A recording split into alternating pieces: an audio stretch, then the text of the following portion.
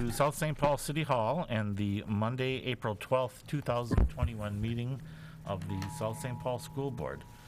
Lisa, could you please call the roll? Inspector Felton? Here. Inspector Diaz? Here. Inspector Weber? Here. Inspector Lalaberty? Here. Inspector Arndt? Here. Chair Walker? Here. And Inspector Roche is absent. That's 6 present. Thank you. Will you please join us in the Pledge of Allegiance? I pledge allegiance to the flag of the United States of America and to the republic for which it stands, one nation, under God, indivisible, with liberty and justice for all. I will point out as we get started here tonight that there's a curfew in the Twin Cities, so we need to be done by 7 o'clock. So we have cut out some of the pieces of the agenda that was published, but we will get to all the business items and accomplish what we need to do tonight. So the first of those will be approval of the meeting agenda for tonight and the minutes from our past meetings. That includes the school board meeting tonight, the agenda April 12th, 2021, and the minutes from the Committee of the Whole meeting on March 22nd, 2021, and the school board meeting minutes from that same day, March 22nd, 2021. Do I have a motion for their approval? So moved. Thank you. And a second? Second. Thank you. Any discussion? All in favor, please say aye. Aye. Any opposed, nay? Then the motion passes and the agenda and minutes are approved. Oh, Emergency on your phone. Next is the public listening session. As happened last meeting, there were no submissions for the public listening session. We'll just remind everyone that there's a protocol out on the school website that you can follow to submit a question or any contact that you would like to get to the board. As an alternative, you can email or pick up the phone and call us. Our email addresses and phone numbers are also listed out on the school website, and we would love to hear from you if there's something that you would like to share with us. Please do not be shy.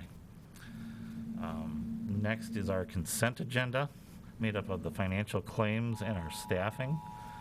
Do I have a motion to approve the consent agenda? So moved. And a second? Second. Thank you. Any discussion on either the financial claims or the staffing? Hearing none, all in favor, please say aye. Aye. Any opposed, nay? And the motion passes and the consent agenda is approved. We have nothing coming forward on the policy review. The policy committee has not met since our last meeting, and that brings us to our business items. The first item is for the South St. Paul School Board to approve the 2021-22 proposed budget adjustments as presented. And that will be Dr. Webb, the superintendent, and Aaron Buschberger, our director of finance. We'll say a few words before we do that. Welcome. Thank you. So again, I'm Dave Webb, and I'm here with Finance Director Aaron Buschberger. And we are going to give you the overview of our budget alignment for 2021-22 school year. Before we get into the actual presentation, just a little bit of background. About 3 months ago, we got our vision and direction from the school board about budget targets and making sure that we have a balanced budget coming into this coming school year. So that was back in January, if you can go back that far. It's hard to, in a pandemic, to go back that far. But for the following 3 months now, we've been working administratively on trying to make sure that we are aligning to not only the budget target, but all the parameters that were set in what we call a guiding change document. Within that guiding change, it provides the sandbox for us as school leaders to make sure that we work in and come back to you with really staying within the boundaries that you set as a school board. So tonight we are going to be bringing forth the $1.4 million in reductions, kind of our first phase on the road to $2 million in reductions. And then later in late April and May, we'll continue to circle back with you about additional potential reductions. You want to go forward another slide? We were able to survey our staff and get a lot of really good feedback from our staff, and we've incorporated much of their feedback into tonight's recommendations. We also heard a suggestion about just reviewing our International Baccalaureate program, which has been in place for about 15 years, and we plan to do that in the coming school year as well. We also just want to make mention that a couple of those other themes that we hear from staff is, hey, can we protect the classroom? Can we keep class sizes low? And you'll see that as an overarching theme, that we were able to continue to maintain our exceptionally low class sizes. We're one of the lowest class sizes still in the metro, if you look at us by comparative school districts, and we're proud of that. And we want to continue to make reductions in open positions that didn't necessarily bump employees out of position and out of jobs here in our school district. Next. So we have a number of challenges that we face in state funding. People that have been following state funding for the past number of years know that state funding is not keeping pace with inflation. We almost sound like a broken record because it's part of our budget presentations for the last several years, but it's still true. And when we can't even keep pace with inflation, it puts pressure on all the other aspects of making sure that we're supporting our staff and our kids in our community. We also know that there's still not a fair funding formula for the state. Tax rates are not fair, and it's a different unlevel playing field across the state. We also know that there's uncertainty around both state and federal funding, and we'll talk a little bit more about that in a few minutes. One thing that's also true as far as enrollment is that this year with the pandemic, most metro school districts saw declines in areas like early learning and kindergarten, when many families decided to take a gap year with their kids due to the pandemic. So we saw that decline here as well. And just as a whole, we've seen decline in students living in the community of South St. Paul over the past 5 years, and that's impacting our enrollment and has for a number of years as well. We have smaller incoming kindergarten classes versus the outgoing graduation classes. Finally, we have a number of increased expenses. We always have our roll-up costs. We have increased inflationary costs. Things like insurance and gas and electric continue to roll up whether we want them to or not. And this year especially, we've seen a number of additional expenses that are COVID-19 related expenses too. Here to give more of that story is our Finance Director, Aaron Buschberger. Thank you, Superintendent Webb. So I'm going to just dig a little bit deeper into our financials and give a little bit more context around that. So on the left-hand side, you can see that's our current revenue budget. So you can see for this year, we receive approximately $43 million. In the red is our funding from the state of Minnesota. So that's 79% of our total funding. And so when Superintendent Webb mentions that our state funding hasn't kept pace with inflation, that's the significant portion of our funding. So that directly impacts us on an annual basis. On the right-hand side is our expenses for this year. So you can see that's about $44 million. The red is direct instruction for our students. The blue is special education. And the green is student support. So you can see the majority of our funds do go directly towards providing services for our students. So a little bit about our fiscal reality. So you can see the $2 million budget target there for 2021-22.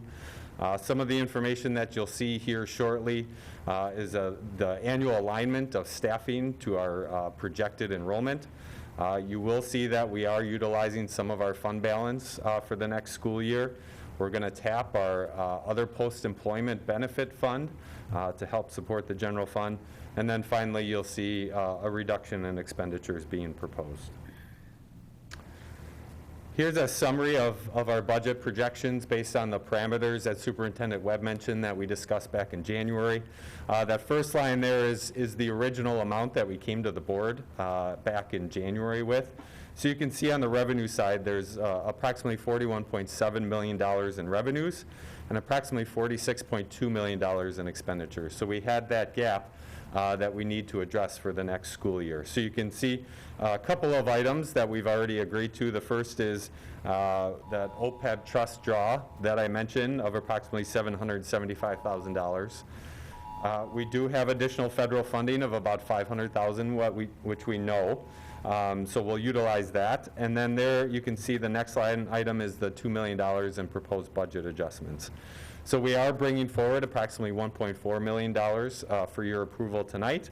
And then more conversations will have to happen regarding a potential additional $500,000 in reductions. So with all of that put into place, you can see in the middle there is our projected revenues and expenditures with all of those factors included. So you can see the net change of $1,169,333. So we still have an operating deficit moving into the next school year, and that is utilizing our fund balance to help kind of balance out our budget for the next school year. So on the bottom, you can see we are projected to end with approximately $3.6 million in fund balance, or about 7% according to our policy. As Superintendent Webb mentioned, our goal is and was to maintain our low class sizes district-wide. In 2020-21, you can see our average class size is currently at 26.4. Moving forward with our projected enrollment, we are projecting at this time for our average class size to be virtually unchanged at 26.5. In addition, we are looking to maintain our strong student support services, especially the positions that are listed on this slide here. So regarding some more specifics about the proposed adjustments, so the first item you can see, and I've got a couple slides on this in a minute, but we are aligning to our staffing to enrollment. So we are projecting our enrollment to decrease by about 90 to 100 students, and so you'll see a corresponding classroom staffing alignment related to that. And then other budget adjustments are approximately $1 million, so there is the $1,441,000. So aligning staffing to enrollment, I just kind of mentioned some of those details you can see on the bottom there.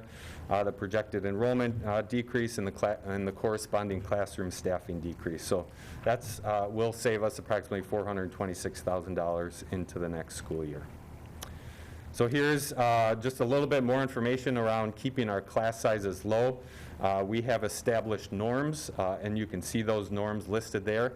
We are proposing no change to the norms, and so actually these norms have been in place for many years now and have remained virtually unchanged over that time. So here are the additional adjustments. I'm not going to go through these in detail. We did discuss this at the COW meeting a few weeks ago. We also did provide a flip presentation for our staff as well, and went through these in a little bit more detail. But as Superintendent Webb mentioned, the majority of these adjustments will not move somebody out of a position or out of a job. We are proposing recommended adjustments for a lot of vacant positions at this time. So here's kind of the first summary, and then here's the second page of that list. And again, you can see that total is just over $1 million for these other proposed adjustments. So just a summary of the proposed adjustments that you see. So if you recall, a little while back, we presented a chart that showed the different categories of expenses. So the first column is the percentage of the budget. So I mentioned instruction is 46%, special education is 20%, and so on. On the right-hand side, or on the furthest right-hand column, is the percent of the adjustments that we're bringing forward. So we tried to be aware of all of the services and offerings that we provide and tried to take a balanced approach to the proposed reductions that you're seeing before you tonight. So just next steps, as Superintendent Webb mentioned, continued advocacy for fair funding and sufficient funding for the district in the yellow there. Continuing to explore how to redesign our services while still maintaining a quality level of service. Exploring opportunities to retain, return, and recruit students. We know enrollment has a direct financial impact for us. And then finally, continuing to explore additional revenue generation opportunities as well. So that's a summary of the presentation. We do have a federal funding update as well. We did briefly discover this at the COW meeting a little while ago, but wanted to present this to the community and staff as well. So we are aware of 3 kind of buckets of additional federal funding that we are set to receive. The first column is the GEAR and ESSER. I'm going to use acronyms for this. The GEAR and ESSER, $1, so that we've been aware of, and we're going to utilize those funds for our next upcoming budget for 21-22. In the middle is our ESSER 2 funding. So we just learned late last week that we will be allocated $1.7 million from this funding. We do know that we have approximately 2 years to be able to spend those funds. And so, again, new, fresh information that we're working to sort through the details. And then finally, in the third-hand column is the ESSER $3. And so we don't quite know the South St. Paul allocation yet. We're not quite sure when we're going to find out that information, hopefully soon. However, we do know that we have through September of 2024 to spend those dollars. So we know we're really looking at a 3-year window in additional federal funding that's headed our way. And just a little bit as far as how that relates to our budget planning process. So during the course of the past 3 or 4 months, our current focus has really been on this upcoming budget cycle. However, knowing now that we have the use of federal funds going forward over the course of the next 3 years, you're going to see our budget conversations expand to try to come up with a multi-year scenario for budget planning purposes. We also know that the state funding, hopefully they'll be adjourning here in the next month or so, and we'll know that funding for the next 2 years. While we welcome this additional funding, it will be important and extremely helpful for the district. We do know that there are some challenges that come with one-time funding. It's very hard to invest in expenses that last more than 1 year. And as Superintendent Webb mentioned, there's also a lot of uncertainty around this pandemic. And so I think we need to be cautious and attentive to how we allocate these funds over the course of the next few years. So you'll be seeing more information from us in the coming weeks as far as trying to put some of these pieces of the puzzle together for the district financial projections and scenarios moving forward. So with that, Superintendent Webb, I don't know if you had any more comments? So just to recap, just in a nutshell, what we heard from feedback from our staff was continue to try to keep class size low, try not to bump people out of a job, and we were successful as we kept moving forward with, not in every case across the board, but it's amazing when you look at the number of and the amount of reduction that we were able to continue to maintain our low class sizes. And it's not, it's still painful to be reducing 1.4 million, but we have strong and low class sizes. We have really strong student support still in place, and we're proud of what we're bringing you here tonight. I'm going to open it up for questions if you'd like. Okay, thank you. What questions do we have? Or comments, whatever. Or comments? I just have one, a comment that I really appreciate you being fiscally conservative. I had to write that comment down because I was like, what is that term? It is fiscally conservative because I think about the enrollment, and it's something that we've talked a lot about on this board in meetings, declining enrollment, what we can do. So it's something that, at the top of our list. But the reality is the numbers that we're seeing are a lot lower. And when I think about the years that are coming, thank you for keeping that in mind so that we don't always have to cut in, make tough decisions.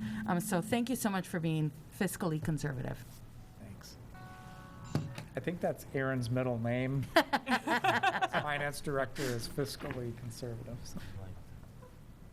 I question the piece on, when you go back to the beginning of the presentation, one of the headings for, one of your categories is about maintaining student support. Yes. And yet we're cutting 3 support staff and we're moving 2 intervention teachers. Mm-hmm. And how does that fit in with strong student support? That feels like less support to me. Thank you.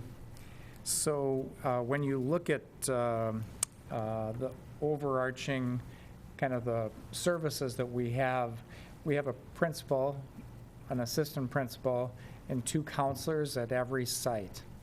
That wasn't the case even 7 or 8 years ago. If you keep going, we didn't have a student support specialist, which we now have in place. We are recommending a student support assistant at every site and 2 at our middle school, where we oftentimes see more behavior in middle schools across the country. And we have MTSS. We have now partnered with ACP, so we have school psychs at all of our sites, but we have mental health support at all of our sites through a Dakota County grant, and our MTSS specialists at every site. We are reducing 2 intervention teachers, so I think we're going from 7 down to 5. That's right. So there still is reduction. The overarching part is still strong support for students. Would we like to maintain everything? We would, but we also need to maintain and hit our budget targets for the district.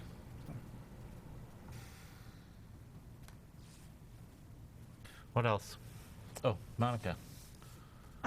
Well, first of all, thank you for all of your work. I know going through line-by-line budgets is never, and I guess it can be an enjoyable activity, but never, one you really want to be doing. I would echo your advocacy call that we need the legislature to step up and fully meet their constitutional obligation to funding education in this state. That is just something they need to do. And it should be more equitable, and it shouldn't be based on whether or not you have a large super target in your community or, other, corporations located there.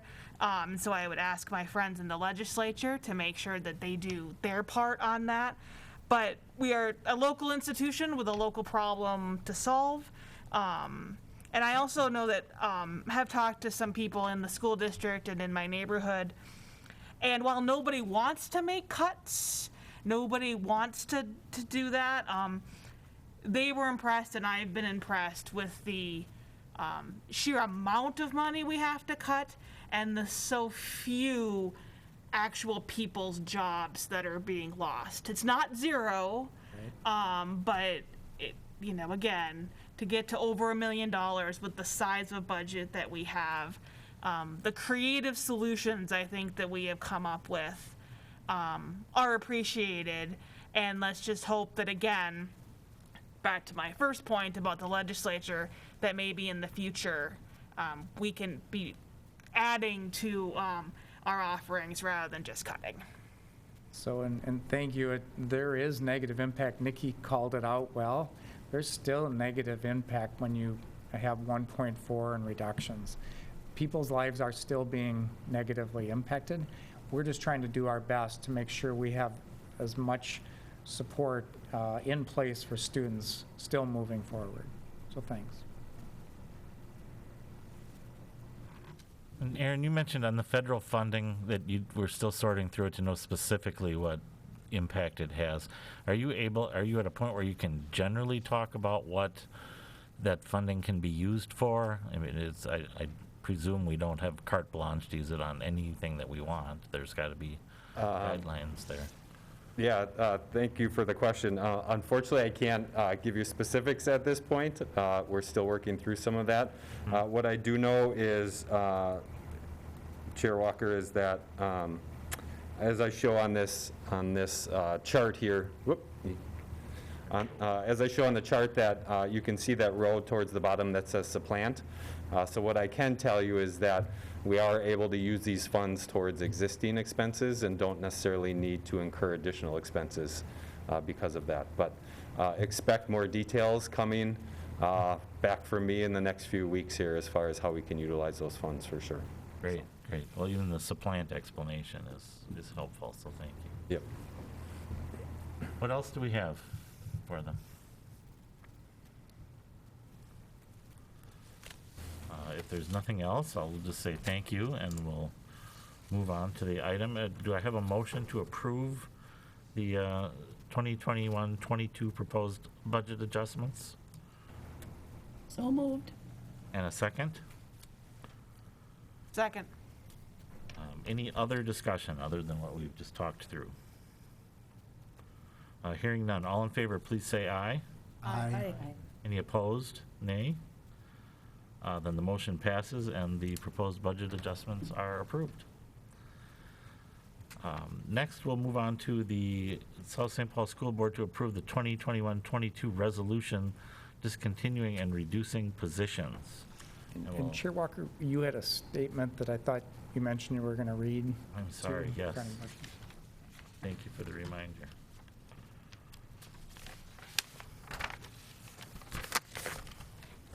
We originally had that at the bottom of the agenda. I apologize.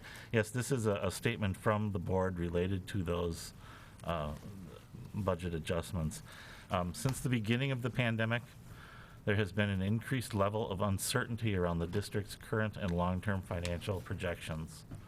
The state and federal government's financial forecasts have been inconsistent and unreliable. As a district, we are also facing the uncertain reality of declining enrollment in the community. As the district staffing costs make up 80% of the district's general fund budget, responsibly managing those costs and reducing the negative impact on our students is our priority. As so many of you know, the state and federal funding has not kept up with inflation, and that has caused significant negative impact on the district's budget. We appreciate the incredible work that our staff does and what a great impact they have on the students and the community. We are asking that the staff take this into consideration as we look at contracts. The school board asks that we all be in this together and that every employee take a 1-year pay freeze for our collectively bargained agreements. Thank you. Again, that is a statement from the school board. Now we will move on. And approve the resolution discontinuing and reducing positions. Do I have a motion to approve that resolution? So moved. And a second? Second. Thank you. I'm sorry, I should have asked Lisa to read the resolution first before. Are we in a? So I can give you a summary of the Okay, resolution. let's This is go our that way. This is our standard protocol when we have to reduce a specific position within the district. Like we said, we're trying to minimize those, but we actually, in this case, have to take action on specific positions that are still impacted by the budget. So we are asking for your approval tonight on this specific budget and item. Okay, thank you. Any discussion on the resolution? Hearing none, I'll ask Lisa to call the roll. Inspector Lalaberty, Yes. Inspector Arndt, Yes. Inspector Felton, Yes. Inspector Diaz, Yes. Inspector Roche, Yes. Inspector Weber, Yes. Chair Walker. Yes. That's 7 yeas. And the resolution is approved. Thank you. Next is for the South St. Paul School Board to approve the lease agreement with Images by Design. Do I have a motion for that approval? So moved. And a second? Second. Thank you. Dr. Webb, do you have any brief words you want to share with? Sure. So within our district office complex, right on kind of our northwest corner, we have a wonderful hairstyling salon. And we have a small lease agreement with them that needs to get renewed every 2 years, and that's what we're seeking approval for tonight. Okay, thank you. Any discussion? Hearing none. All in favor, please say aye. Aye. Any opposed, nay? And that motion passes, and the lease agreement is approved. And then the last item is for the South St. Paul School Board to approve the First Amendment to the Joint Powers Agreement between the County of Dakota and Special School District 6 for the Birth to Age 8 program services. Do I have a motion for that approval? So moved. Thank you. And a second? Second. And Dr. Webb, once again, would you like to say a few words? Absolutely. So we have a great partnership with 4 school districts in Dakota County. So South St. Paul, West St. Paul, Inver Grove, Burnsville, and Dakota County Public Services. So all of us partner together to make sure that we are creating resources and, with parent permission, sharing communication between our organizations and families here in Dakota County to strengthen their pathway to reading well by 3rd grade. So we're proud of this partnership, and we have a joint powers agreement in front of you tonight for approval. Very good, thank you. Any other discussion? All right, not hearing any. Wendy. Chris, Oh, Wendy. I just wanted to put out a big thank you to Connie Garling Squire. She's been dealing with this group, this organization, and we appreciate all that she's done for us. So keep up the good work, Connie, and you've been really, really great for all of our communities. So thank you very much. All right, thank you, Wendy. Any other discussion? Okay, all in favor, please say aye. Aye. Any opposed, nay? Then the motion passes and the powers agreement is approved. We will now